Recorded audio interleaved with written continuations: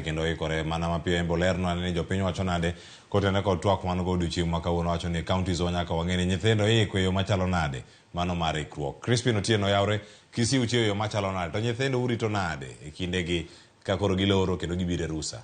Chris. Oyawre aina Cleophas awinjo makare Kisii wachiwo maber mana kaka wacho no Kisii jonyuol kuma antiere ne kama iluongo ni Denmark mano mayudore e boma ma Kisii kama jonyuol oikore mar nyithindo chopo pacho e rusa mabor. Kata kamano gin kod ywak ma koni kod kocha kaluwore kod pek mar ngima. Adwa ni mondo alosane kod moko kuom jonyuol ma ntiere e gwengegi ma Denmark mondo owinj ni pachgi gin magi kaluwore kod seche gi ma nyithindo koro biro e rusa. Chakra kod nyingi mondo nyiso ni nyaka sani uikoro e yo machal nade ka e rusa mondo mi ugeng' weche machalo kaka gidonjire kod weche mag yedhe mamero ji kaachiel kod Philip. iluongo ni teenage pregnancy. Rosie. Watu wako Denmark, wako Kisii. Wako Denmark Kisii. Andika hapo Denmark Kisii. Watu wako Denmark. Mbona wakienda Aero mnaandika Aero Nyando? Koro wan bende kaka wan jonyuol wadhi ka watu wako Denmark mondo mi warit nyithindwa e okang' mamalo. Let your Kisii brothers shine. Nyithindwa bed go mabor ni dhi neno wedegi moko kuonde mopogore opogore. Nikech seche ma giwuok gidhi neno wedegi mopogore opogore kundo, ginyalo yudo madhara moko dhi e yo kare. To mar ariyo wakwa sirikal mar Kenya ni ngima be ni malo. Omednwa gik moko piny, gik moko ni malo makoro kaka watimre be konge. Nikech nyithindo be nyalo kata donjo e kuo kok warito gi maber kok ginyalo yudo chiemo be yo makare. Koro ing'e ni kapo ni giduoko nwa ngima mapiny maber ber to ginyalo yudo nikech gik moko ni malo, sukari ni malo, mogo ni malo, kani gimoro amora kata mafuta mar petrol. Bende sani kata kidhi e petrol station iyudo ka onge, wahinyore yawa. Sirikal ong'i wachno kaka nyalo konyowa. Erokamano.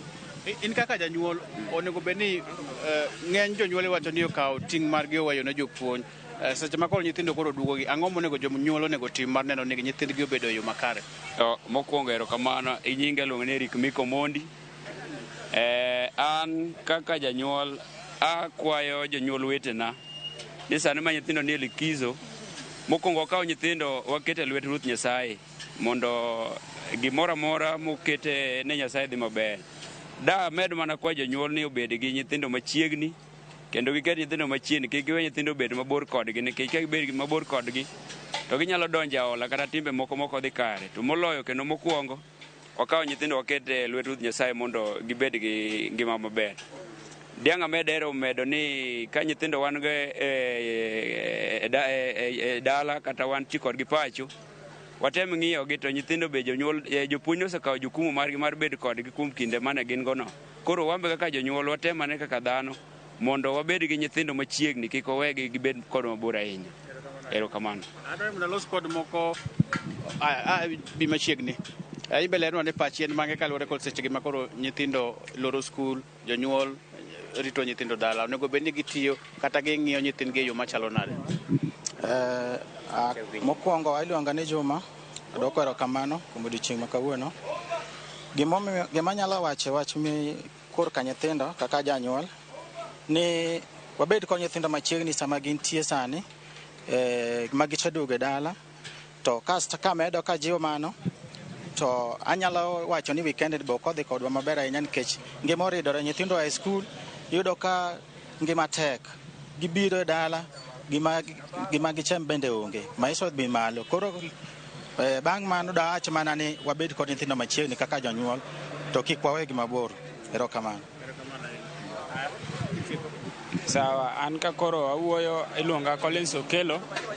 Anyalo kwayo ni wan kaka vijende ama youths kata obedo ni koro nyithindo duogo dala kamano, akwayo ni mondo gibed abeda gi chuny mamuol, mondo giwinjo gik ma jonyuol go nyisogi, mondo kik gidonje e timbe maricho manyalo ketho ngimagi. Kokamano to ne youths mantiere dala kata mosedhi dala, beduru gi kwe kurito odiochieng'no mobiro gik mudok e skul. Kokamano to erokamano.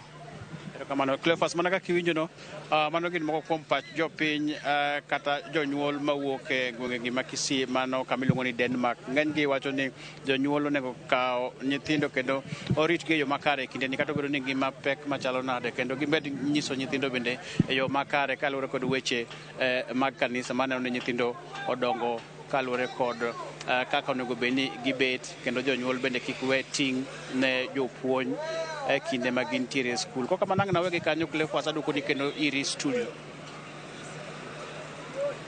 Crispin Otieno mano ka ende county ma Kisii en tiere Denmark Kisii kendo erokamano ahinya. Joyce Oduor duok ni e twak kanyo to wach maneno kar kae ni tiere koko mowuok kata Bama Market mane chiro